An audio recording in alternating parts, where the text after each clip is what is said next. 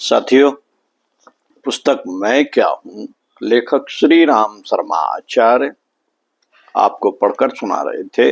दूसरा अध्याय पृष्ठ 26 से पिछले वीडियो के तारतम्य को बनाए रखते हुए पढ़कर सुनाते हैं, सुनते हैं। कुछ जिज्ञासु आत्मस्वरूप का ध्यान करते समय मैं को शरीर के साथ जोड़कर गलत धारणा कर लेते हैं और साधना करने में गड़बड़ा जाते हैं। इस विघ्न को दूर कर देना आवश्यक है, अन्यथा इस पंचभूत शरीर को आत्मा समझ बैठने पर तो एक अत्यंत नीच कोटि का थोड़ा सा फल प्राप्त हो सकेगा। इस विघ्न को दूर करने के लिए ध्यानावस्थित होकर ऐसी भावना करो कि मैं शरीर से पृथक हूं। उसका उपयोग वस्त्र या औजार की तरह करता हूं। शरीर को वैसा ही समझने की कोशिश करो जैसा पहनने के कपड़े को समझते हो। अनुभव करो कि शरीर को त्याग कर भी आपका मैं बना रह सकता है। शरीर को त्याग कर ऊंचे स्थान से उसे देखने की कल्पना करो। शरीर को एक पोले घोंसले के रूप में देखो जिसमें से आसानी के साथ आप बाहर निकल सकते हो। ऐसा अनुभव करो कि इस खोखले को मैं ही स्वस्थ, बलवान, दृढ़ और गतिवान बनाए हुए हूं, उस पर शासन करता हूं और इच्छा अनुसार काम में लाता हूं। मैं शरीर नहीं हूं, वह मेरा उपकरण मात्र है। उसमें एक मकान की भांति विश्राम करता हूं। देह भौतिक परमाणुओं की बनी हुई है और उन परमाणुओं को मैंने ही इच्छित वेश के लिए आकर्षित कर लिया है। ध्यान में शरीर को पूरी तरह भुला दो और मैं पर समस्त भावना एकत्रित करो। तब आपको मालूम पड़ेगा कि आत्मा शरीर से भिन्न है। यह अनुभव कर लेने के बाद जब आप मेरा शरीर कहोगे तो पूर्व की भांति नहीं वरन एक नए ही अर्थ में कहोगे।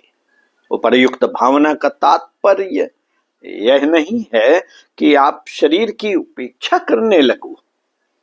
ऐसा करना तो अनर्थ होगा।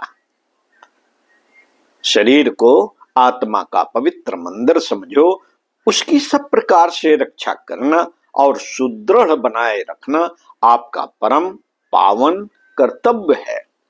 शरीर से पृथकत्व की भावना जब तक साधारण रहती है तब तक तो साधक का मनोरंजन होता है, पर जैसे ही वह दृढ़ता को प्राप्त होती है वैसे ही मृत्यु हो जाने जैसा अनुभव होने लगता है और वे वस्तुएं दिखाई देने लगती हैं जिन्हें हम साधना के स्थान पर बैठकर खुली आंखों से नहीं देख सकते।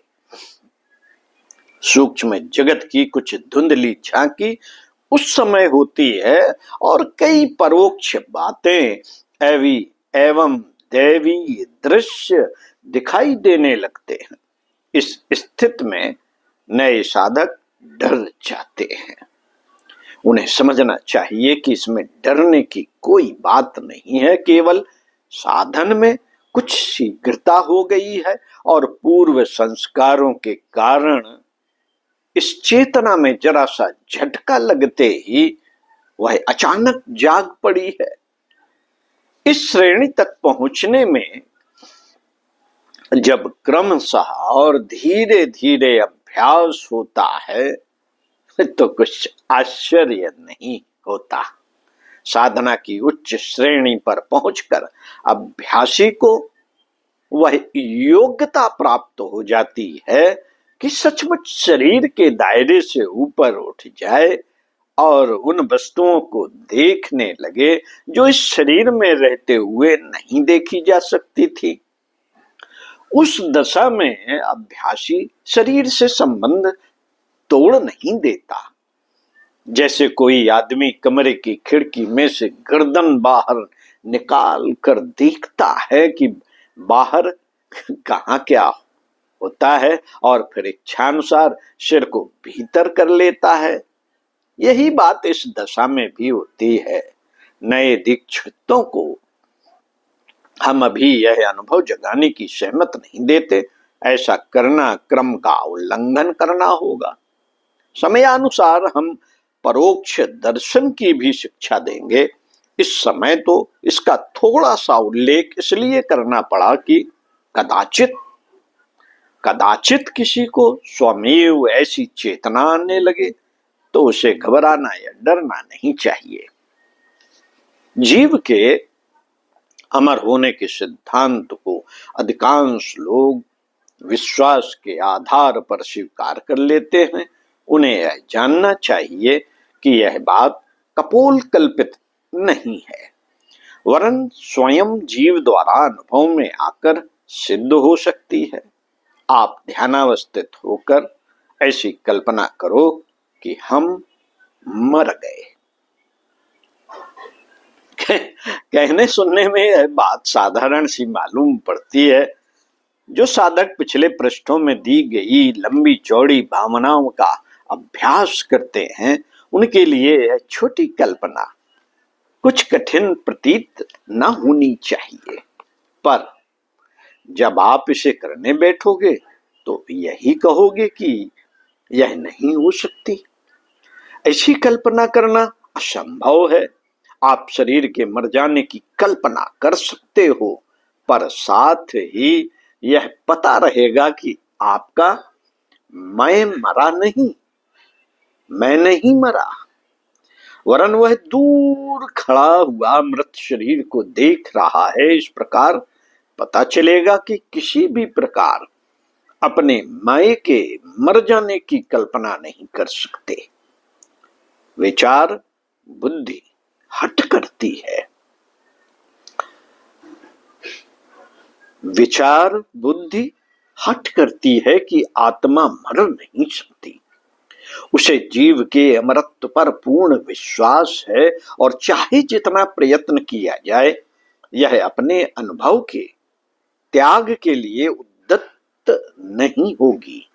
कोई आघात लगकर या क्लोरोफार्म सूंघ कर बेहोश हो जाने पर भी मैं जागता रहता है। यदि ऐसा न होता तो उसे जागने पर यह ज्ञान कैसे होता कि मैं इतनी देर बेहोश पड़ा रहा हूं। बेहोशी और निद्रा की कल्पना हो सकती है, पर जब मैं की मृत्यु का प्रश्न आता है तो चारों ओर अस्वीकृत की ही प्रतिध्वनि गूंजती है। कितने हर्ष की बात है कि जीव अपने अमर और अखंड होने का प्रमाण अपने ही अंदर दृढ़ता पूर्वक धारण किए हुए है। अपने को अमर, अखंड, अविनाशी और भौतिक संवेदनाओं से परे समझना आत्मस्वरूप दर्शन का आवश्यक अंग है। इसकी अनुभूति हुए बिना सच्चा आत्मविश्वास नहीं होता और जीव बराबर अपनी चिर सेवित तुच्छता की भूमिका में फिसल पड़ता है, जिससे अभ्यास का सारा प्रयत्न गुड़गोबर हो जाता है। इसलिए एकाग्रता पूर्वक अच्छी तरह अनुभव करो कि मैं अविनाशी हूं। अच्छी तरह इसे अनुभव में लाए बिना आगे मत बढ़ो। जब आगे बढ़ने लगो तब भी कभी कभी लौट कर अपने स्वरूप का फिर परीक्षण कर लो। यह भावना आत्म स्वरूप के साक्षात्कार में बड़ी सहायता देगी। आगे वह परीक्षण बताए जाते हैं जिनके द्वारा अपने अक्षेद्यो यमदा यचि मक्लेद्यो शौष्य एव च नित्यः सर्वगत स्थिरच लोयम सनातना। गीता 2/24 का अनुभव कर सको। ध्यानावस्था में आत्म स्वरूप को देह से अलग करो और क्रमशः उसे आकाश, हवा, अग्नि, पानी, पृथ्वी की परीक्षा में से निकलते हुए देखो। कल्पना करो कि मेरी देह की बाधा हट गई है और अब मैं स्वतंत्र हो गया हूं। अब आप आकाश में इच्छा पूर्वक ऊंचे नीचे पखोरुओं की तरह जहां चाहे उड़ सकते हो। हवा के वेग से गति में कुछ भी बाधा नहीं पड़ती और न उसके द्वारा जीव कुछ सुखता ही है। कल्पना करो कि बड़ी भारी आग की ज्वाला चल रही है और उसमें होकर मजे से निकल जाते हो और कुछ भी कष्ट नहीं होता। भला जीव को आग कैसे जला सकती है? उसकी गर्मी की पहुंच तो सिर्फ शरीर तक ही थी। इसी प्रकार जीवात्मा के भीतर पानी और पृथ्वी की पहुंच वैसे ही है जैसे आकाश में किसी वस्तु का अस्तित्व, अर्थात कोई भी तत्व आपको छू नहीं सकता और आपकी स्वतंत्रता में तनिक भी बाधा नहीं पहुंचा सकता। इस भावना से आत्मा का स्थान शरीर से ऊंचा ही नहीं होता बल्कि उसको प्रभावित करने वाले पंच तत्वों से भी ऊपर उठता है।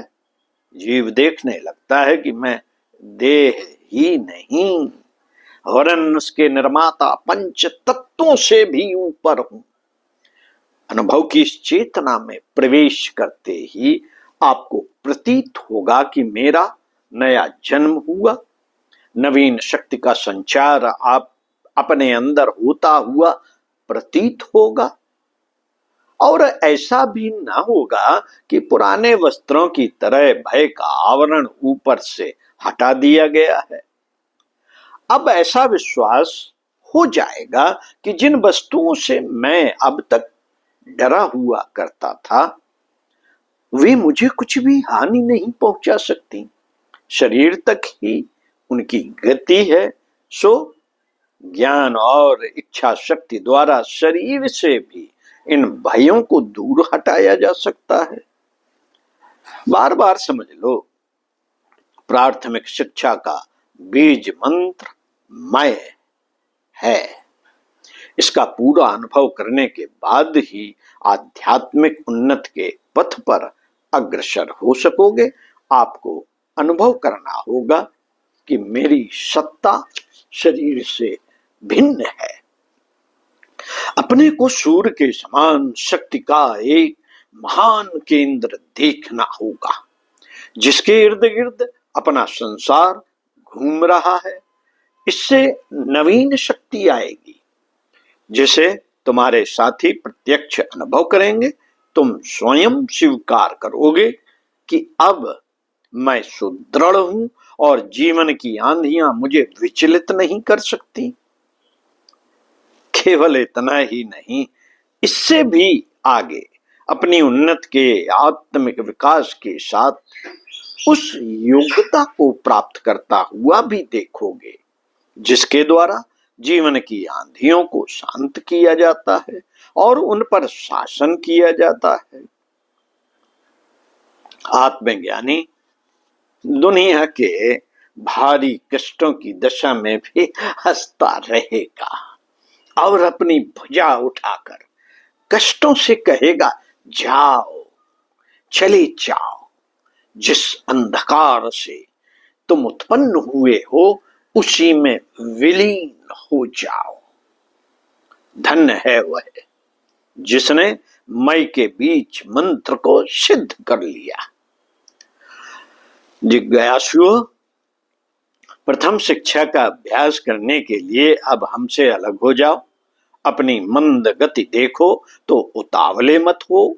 आगे चलने में यदि पांव पीछे फिसल पड़े तो निराश मत हो।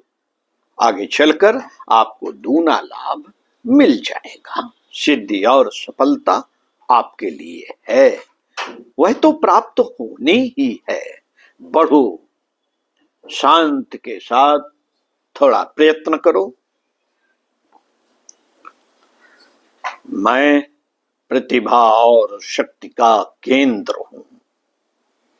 मैं विचार और शक्ति का केंद्र हूं। मेरा संसार मेरे चारों ओर घूम रहा है। मैं शरीर से भिन्न हूं। मैं अविनाशी हूं, मेरा नाश नहीं हो सकता। मैं अखंड हूं, मेरी क्षति नहीं हो सकती। बार बार इसी मंत्र को दोहराते रहो। मैं प्रतिभा और शक्ति का केंद्र हूं। मैं विचार और शक्ति का केंद्र हूं। मेरा संसार मेरे चारों ओर घूम रहा है। मैं शरीर से भिन्न हूं। मैं अविनाशी हूं, मेरा नाश नहीं हो सकता। मैं अखंड हूं, मेरी क्षति नहीं हो सकती। मैं प्रतिभा और शक्ति का केंद्र हूं। मैं विचार और शक्ति का केंद्र हूं। मेरा संसार मेरे चारों ओर घूम रहा है। मैं शरीर से भिन्न हूं। मैं अविनाशी हूं, मेरा नाश नहीं हो सकता। मैं अखंड हूं, मेरी क्षति नहीं हो सकती। ओम शांति। मनन चिंतन करते रहिए। साधना के क्षेत्र में जैसे बताया गया है वैसे बढ़ते रहिए।